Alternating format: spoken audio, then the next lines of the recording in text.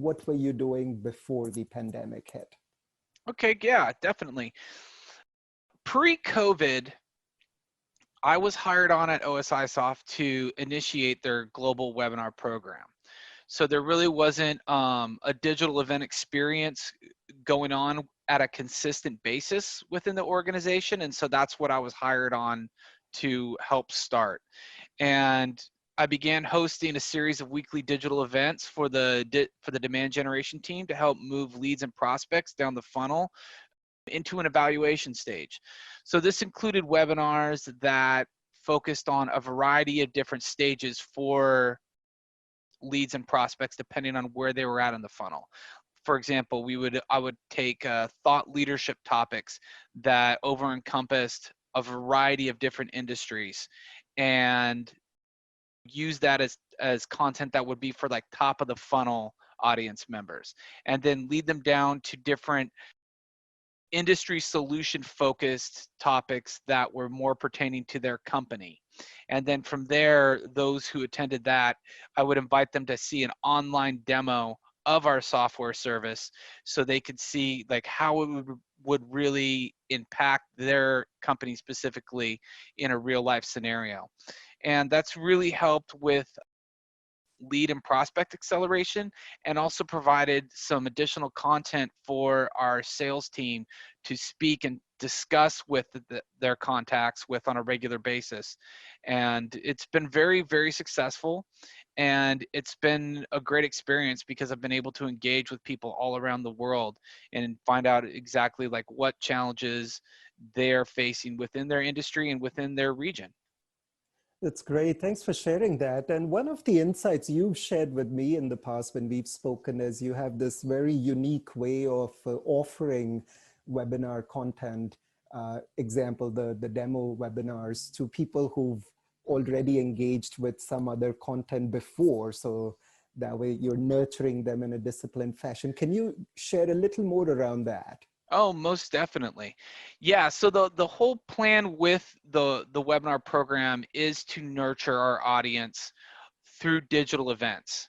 So like once we bring people through the door through a thought leadership event, such as like if we're talking about digital transformation, industry 4.0, remote operations, or IIoT. It's something that really is just sort of like, okay, well, this is something I'm interested in, and this may be something that benefits me.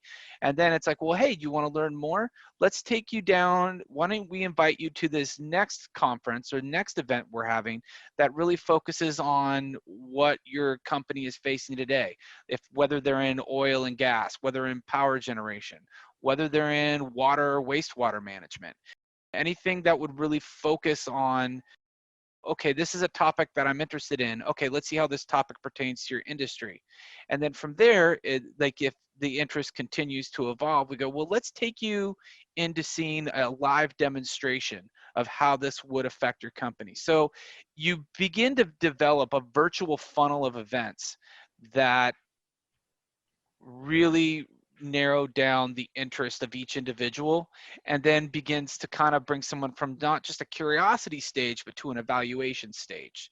And from there, one of the things that is also helpful is that we're creating events for a global audience, and not everyone is awake at the exact same time. So you need to be able to have those live events turn around to on-demand recorded content that they could consume on their own time schedule. And from there, there's also one aspect where you kind of need to make sure that that on-demand content is available in smaller consumable pieces, because when you're viewing things on demand, you are also multitasking. You're also doing different tasks and working on your regular job. So you need to make sure that it's available in more bite-sized pieces so that way they can consume the content, retain the information on their own time, and get the information exactly what they're needing. That's great. I love that phrase that you use, the virtual funnel of interest. I think it's so simple and profound at the same time, something that perhaps many other marketers might want to reflect a little